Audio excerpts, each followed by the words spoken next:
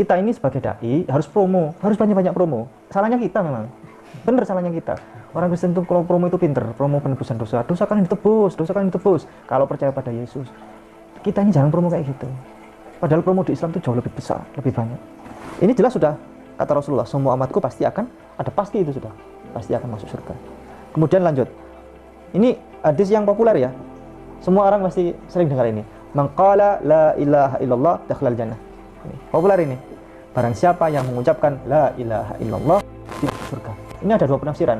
Penafsiran pertama adalah barang siapa yang di dalam dirinya ada tauhid, maka dia pasti akan masuk surga. Memang iya. Jaminan Allah tadi di Al-Qur'an kan gitu. Barang siapa yang beriman, beriman saja pasti masuk surga. Jadi barang siapa yang dalam dirinya ada tauhid la ilaha illallah pasti masuk surga. Perkara nanti banyak dosa ya kan, ketika ditimbang itu lebih banyak timbangan dosanya, maka dibersihkan dulu di neraka kan gitu. Itu logika akal sehat masuk sudah. Dibersihkan di neraka dulu, kemudian setelah bersih baru masuk surga. Logika akal sehat masuk. Halo teman-teman, berjumpa lagi dengan Brother Phil. Kali ini kita akan menanggapi video dari Ustadz Ipung. Sebagaimana Ustadz Ipung mengaudit konsep penebusan di dalam ajaran Kristen, kali ini saya juga akan mengaudit konsep penebusan di dalam ajaran Islam. Pertama-tama, seperti yang disampaikan Ustadz Ipung di dalam video tadi, dia mengatakan, barang siapa di dalam hatinya ada tauhid atau la ilaha illallah, orang itu pasti akan masuk surga. Jika benar pernyataan Ustadz Ipung ini, artinya pengikut ISIS, Boko Haram, dan para teroris lainnya juga mengakui la ilaha illallah. Artinya mereka juga pasti masuk surga. Yang anehnya, saudara-saudara Muslim mengatakan bahwa ISIS itu bukan Islam, tetapi tidak bisa dipungkiri bahwa para pengikut ISIS juga mengakui la ilaha illallah. Dan tidak hanya berhenti di situ, Islam Syiah dan juga Islam Ahmadiyah dan sekte-sekte lainnya juga mengakui la ilaha illallah, dan mereka juga mempercayai tauhid dan juga mengakui Muhammad sebagai nabi mereka. Jadi jika kita menggunakan logika akal sehat kita, artinya kelompok-kelompok tersebut seperti ISIS, Boko Haram, Ahmadiyah, Syiah juga akan masuk surga karena mereka juga mengimani tauhid dan la ilaha illallah. Kita tunggu apakah Ustadz Ipung dan saudara Muslim lainnya konsisten dengan pernyataan mereka ini. Tadi juga kita dengarkan bagaimana Ustadz Ipung mengatakan nanti dosa-dosa orang itu ditimbang. Jika dosanya lebih banyak, mereka akan dibersihkan di api neraka.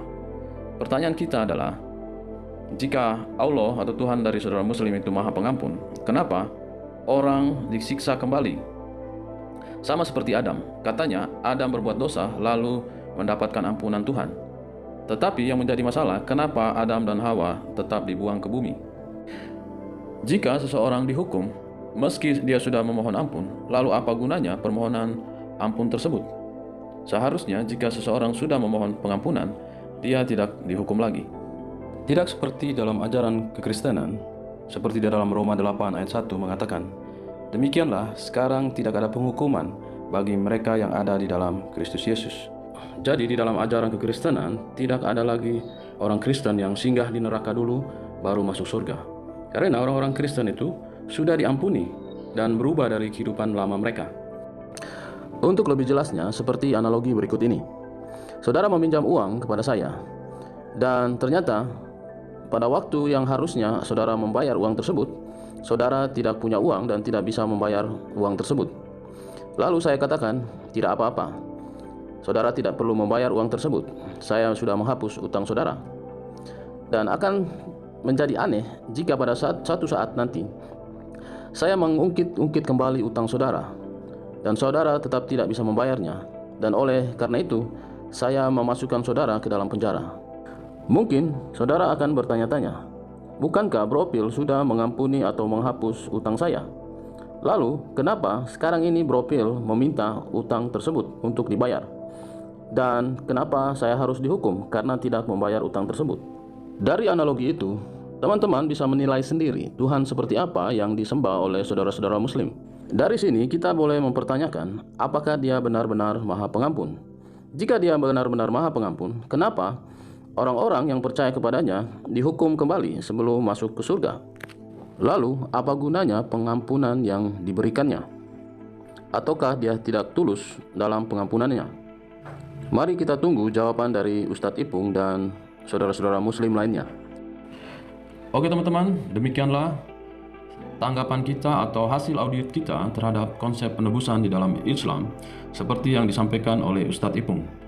Esok kita akan lanjutkan kembali mengaudit konsep penebusan tersebut. Dan jangan lupa tetap dukung channel ini. Terima kasih, Tuhan memberkati.